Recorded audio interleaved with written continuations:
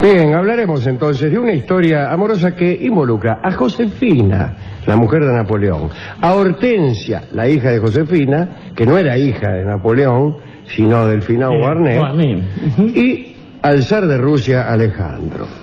Vamos a ubicarnos entonces en Francia en 1814. Como ya sabemos, después de la caída de Napoleón, el rey fue Luis XVIII. Pero la verdad es que, según parece, el que cortaba el bacalao en las decisiones francesas era el zar Alejandro I de Rusia, porque era el hombre más poderoso del continente, el jefe del ejército que había, el ejército más grande, ¿no? La Santa Alianza. Claro, y además era un tipo un poco raro, Alejandro, ¿no? Se hacía el intelectual, cosa que no está nada mal, de tanto hacerse, a veces uno se vuelve.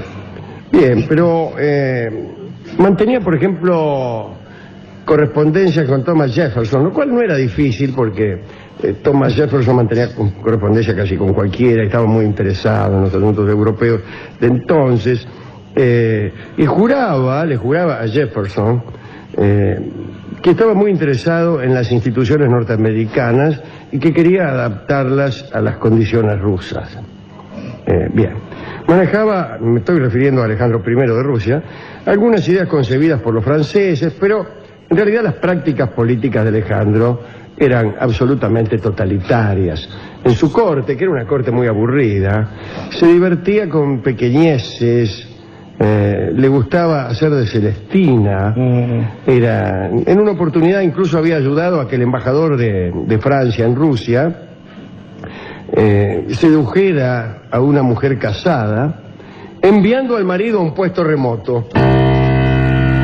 Señor Orlov, lo mando a usted a un puesto remoto en Vladivostok.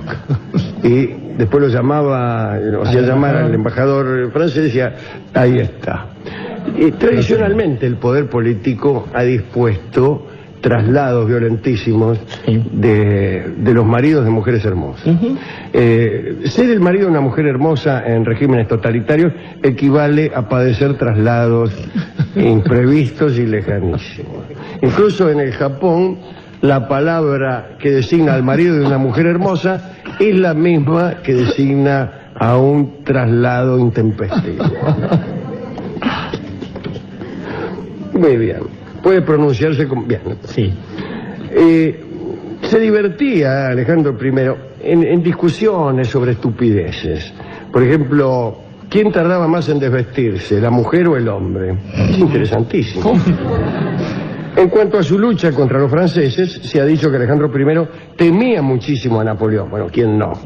Cuando Napoleón invadió Rusia, Alejandro permaneció en su villa cercana a San Petersburgo y reapareció solo después de que los franceses anunciaran su retirada, como suelen hacer los reyes, vamos. ¿En dónde quiere que estuviera? En una trinchera de Smolensk. No, ahí estaba Napoleón. Caído Napoleón, Alejandro fue invitado a Francia. Y entonces el zar fue a París, se alojó con una guardia de cosacos en la calle Saint-Florentin y al poco tiempo y con la intervención del propio Alejandro se designó rey de Francia a Luis XVIII, ¿no? Napoleón ya estaba exiliado. Durante su estadía en París, Alejandro tuvo contacto con personas bien cercanas a Napoleón. Por ahí andaba Josefina, la ex emperatriz. Recuerden que había estado casada con Napoleón hasta que Napoleón la repudió para poder casarse con María Luisa de Austria, ¿no? El pretexto fue que María Luisa ya no podía tener hijos. Que María Luisa no, que Josefina ya no podía tener hijos.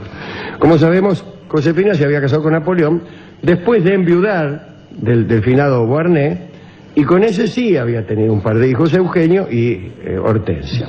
Muy bien, después de su separación con Napoleón, Josefina había adquirido de Napoleón, que por otra parte siempre se sentía culpable cuando dejaba una mina, había adquirido, gran cantidad de propiedades. Pero estas propiedades peligraban al llegar los Borbones al poder. Una de las propiedades de Josefina era la Malmaison, una casa en la que ella vivía. Desde su llegada a París, el zar Alejandro, entusiasmado por las descripciones que algunos enviados le habían hecho de Josefina, bueno, se fue acercando, pidió ser recibido en la Malmaison, y Josefina también sabía que todas las muchachas de París estaban enamoradas del emperador, que era un tipo muy apuesto, Alejandro, y aceptó la entrevista más rápido que ligero. 2 días más tarde de aquella aceptación, el zar se hizo anunciar en la Malmaison. Cuando entró, Josefina se enamoró inmediatamente.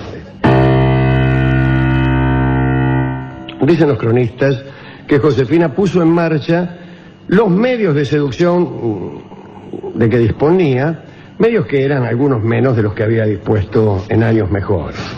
Ya hemos hablado de la decadencia y de la deserción de algunos dientes de Josefina. Al cabo de media hora, Alejandro, seducido también, estaba dispuesto a arrojar de Francia a los Borbones, a Luis XVIII, a devolverle el trono a Josefina. Vio cómo es uno, ¿no? Pero algo sucedió. Decidieron dar un paseo por el parque y en un recodo del camino se encontraron con Hortensia, la hija de Josefina. Ya sabe lo que sucede cuando uno se encuentra con la hija de una mina que se acaba de levantar.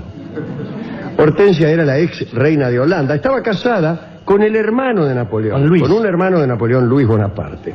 Pero estaba alejada de su esposo. No sabemos por qué, loco. El zar Alejandro la vio a Hortensia y sintió que su deseo cambiaba de rumbo, como suele ocurrir en algunos bailes, ¿no? Muchos aseguran que en lo sucesivo los paseos entre el zar y Hortensia terminaban siempre en una habitación discreta, pero no hay pruebas de eso en verdad. Solo se han conocido unas cartas que por su tono revelaban una gran intimidad. Por ejemplo, lindos calzones. Pero no disponemos aquí de esas cartas.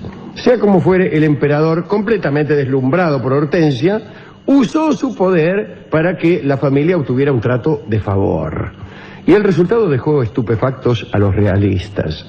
Josefina no solo conservó sus riquezas, sino que además Hortensia vio su dominio convertido en ducado y obtuvo una pensión anual millonaria.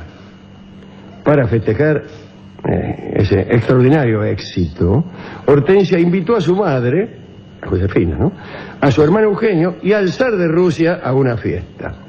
A todo esto Josefina no sabía nada de este asunto.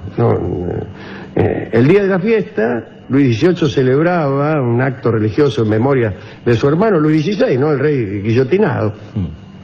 Y debían asistir todos los príncipes que se habían aliado en su momento contra Napoleón. Y con enorme escándalo de la corte, el zar de Rusia, Alejandro, no fue. Y en cambio fue al bailongo que hacían Hortensia y su familia. Así que estaban los Borbones mordiéndose de rabia. Pero aquello que parecía absurdo, es decir, que el zar que creó la Santa Alianza contra Napoleón ayudara a los queridos por Bonaparte, bueno, eso que parecía absurdo terminó pronto. Después de aquel baile, Hortensia propuso un paseo en coche. Miren lo que sucedió, ¿no? Todo fenómeno. Che, qué lindo pasear en coche. Rápidamente arrancaron ella y el zar. Hacía mucho frío, era como esta noche, pero distinta. Y Josefina salió a correrlos. Vio que salía el zar de Rusia y su hija, y dijo, ¡ay, yo también voy! Pero sin abrigo. Salió sin abrigo porque si no le dejaban de a pie. Y aquella coquetería le hizo cometer una imprudencia. Enamorada como estaba de Alejandro y celosa de su hija, incluso a pesar de que ignoraba el fato que había entre ellos, ¿no?, ella quería participar de todas las actividades. ¡Ay, yo también voy! El paseo duró 2 horas, y Josefina temblaba bajo las tenues gasas de su vestido. Se pescó una angina infecciosa de Padre y Señor nuestro, y murió un mes más tarde, a los 51 años de edad. Después de haber recibido los últimos sacramentos, la criolla, recuérdese que había nacido en América, en Martinica, ¿no? Claro, la criollita de la Martinica, pronunció el nombre de Napoleón y expiró. Era 1814. Alejandro I, el zar de Rusia, espantado por todo lo que había sucedido, dio por terminada su visita a París. Dijo, señores, este cuerpito y se volvió a Rusia y reinó durante mucho tiempo. Hortensia no lo vio nunca más. Tuvo con su esposo, con Luis Bonaparte, un hijo. Quizá hijo de su esposo Luis, quizá no. Pero ese hijo que tuvo fue nada menos que Napoleón III. Carlos Luis Napoleón. Carlos Luis Napoleón, el llamado Napoleón el Pequeño, etcétera, etcétera. Esta es la historia de los amores de Alejandro, el zar, en París, y cómo de golpe se terminó todo por culpa de una angina infecciosa. Ya saben, el temor que todos los monárquicos le tienen a la angina infecciosa. Si por el contrario esta angina infecciosa hubiera sido padecida por el señor Engels, entonces serían los marxistas los que tendrían miedo a la angina infecciosa, porque la angina infecciosa tiene un contenido político que varía según quién se la pesque. Como todo. Claro, Nos hemos preguntado qué canción escuchar con esta charla y se lo hemos preguntado a Jorge Doria. Yo estaba pensando, Alejandro, en un episodio que sucede en esos días también, cuando Napoleón y Alejandro firmaron en su momento un tratado, se hicieron amigos, después se pelearon de vuelta, y cuando vuelve Napoleón, escucha una noche con un señor, un servidor de él, que además era martiniquino, igual que Josefina, que en las trincheras de enfrente están tocando la Marsellesa. Y se pregunta por qué está pasando esto. Y como las trincheras están muy cerca, uno de los soldados le grita en un francés dificultoso que se dejaran de jorobar porque eso se lo habían ganado ellos, y ellos que lo habían inventado, la Marsellesa, habían perdido el ideal revolucionario.